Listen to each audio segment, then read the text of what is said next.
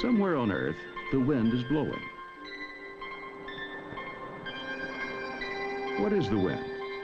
We can't see the wind any more than we can see the air it's made of. But we can feel the wind and see it move things when it blows.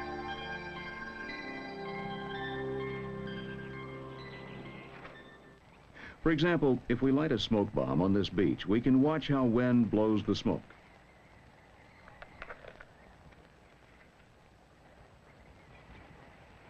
The smoke shows us that the wind is flowing horizontally from water to land. That gives us a starting definition of the wind. It's a horizontal flow of air. It takes a force of some kind to make things move. That means some kind of force must be making the wind blow. What is this invisible force? We can find out by making an artificial wind blow in the laboratory. Here's a plastic box filled with air. On top, we'll install an airtight lid. The lid is flexible with a handle in the middle. At one end of the box, there's an open valve and a source of smoke.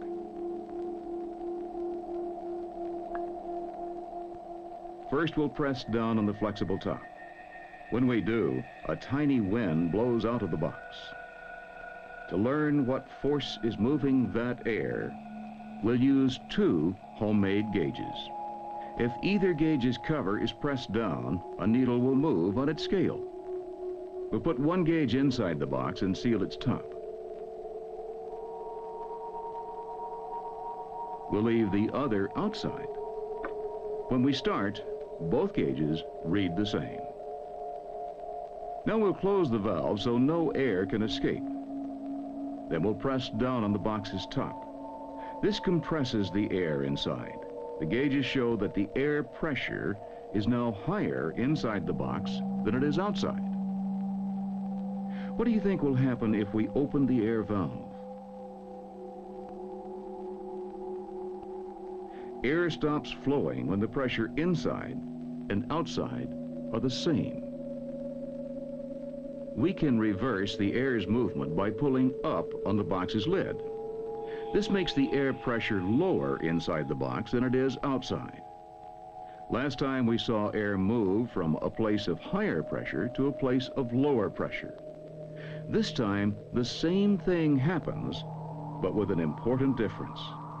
The air pressure is now lower inside the box than outside. When we open the valve, air flows from outside in. Again, we see that air moves from a place of higher pressure to a place of lower pressure.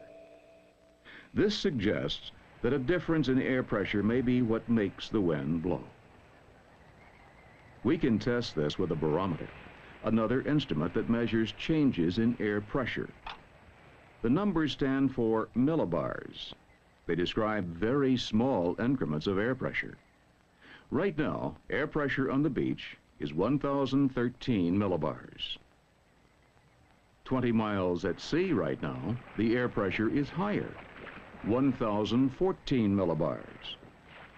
20 miles inland, the air pressure is lower, only 1,012 millibars.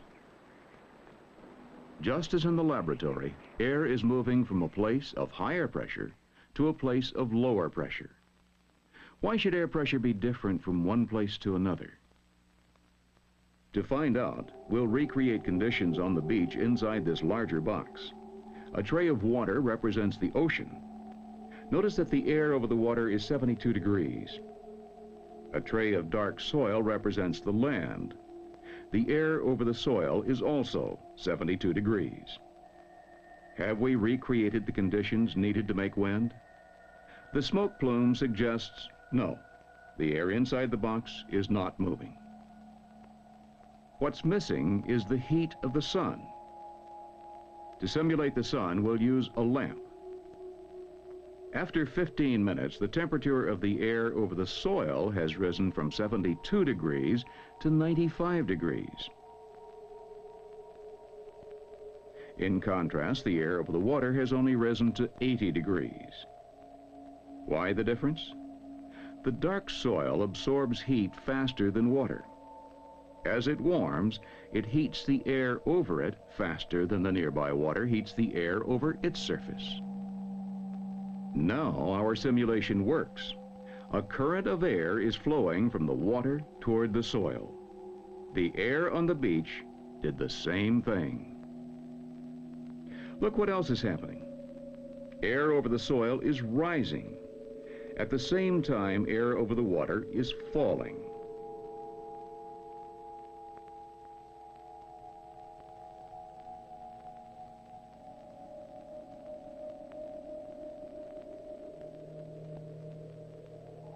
Why should one part of the air rise while another falls nearby? To find out, we'll compare the behavior of air in these two flasks. Right now, they each contain the same amount of air, and so they weigh the same. Each flask's temperature is about 72 degrees.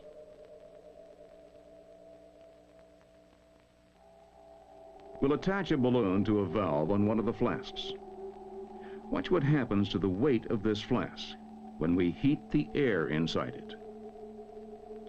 Heat raises the pressure of the air inside, and some of the air pushes its way out into this balloon. When it does, the flask's weight changes. The flask gets a little lighter. Now the heated flask weighs less than the cooler flask. Whenever hot air expands, it gets lighter.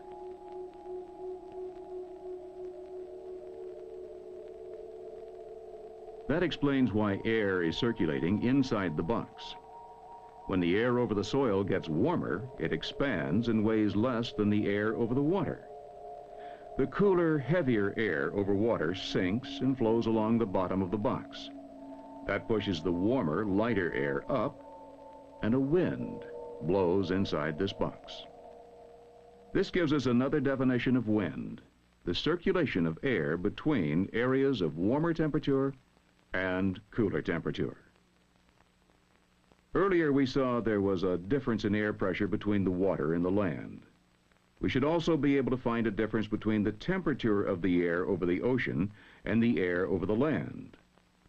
On the ocean, the air temperature is 62 degrees. Inland, the air temperature is 74 degrees. The same thing is happening here that happened in our lab experiment. Cooler, heavier air over the ocean is sinking. As it does, its pressure is rising. Meanwhile, warmer, lighter air over the land is rising, and its pressure is falling.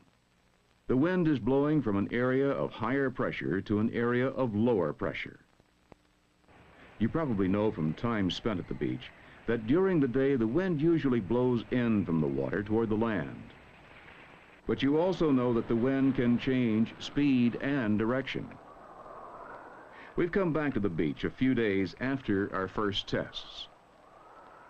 Now the wind is blowing out over the ocean, even though the air is cooler out there.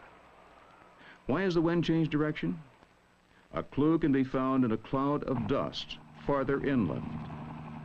40 miles inland, loose silt and dust are kicked up by a violent wind.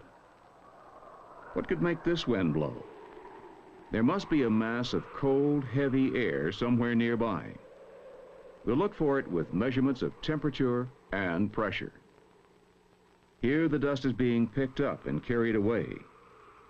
Here is the beach where we set off the smoke bomb. You can see which way the wind is blowing.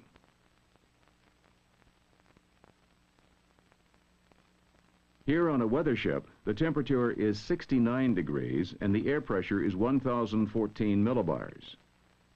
Here at a weather station, the temperature is 50 degrees and the air pressure is 1,029 millibars. At another weather station here in Utah, the temperature is 24 degrees and the air pressure is 1,032 millibars. Can you see the pattern? Cold, heavy air is flowing down to the coast where the air is warmer and the air pressure is lower. These conditions are creating enough wind to raise a lot of sand and dust. Local pressure conditions at the beach have been overwhelmed by this larger weather pattern.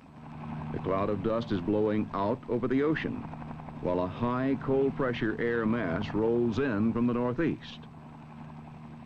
There are even larger factors that make winds blow. For example, energy from the sun does not evenly heat our planet. The Arctic regions receive less warmth, especially during seasons when the days are very short. Equatorial regions get more warmth. They bake in the sun every day of the year. Thus, air is always cooler in some places, warmer in other places. And of course, the Earth itself is turning. Some places are bathed in warming light, while others cool in nighttime darkness. Factors like these guarantee that the restless wind is always blowing, always moving.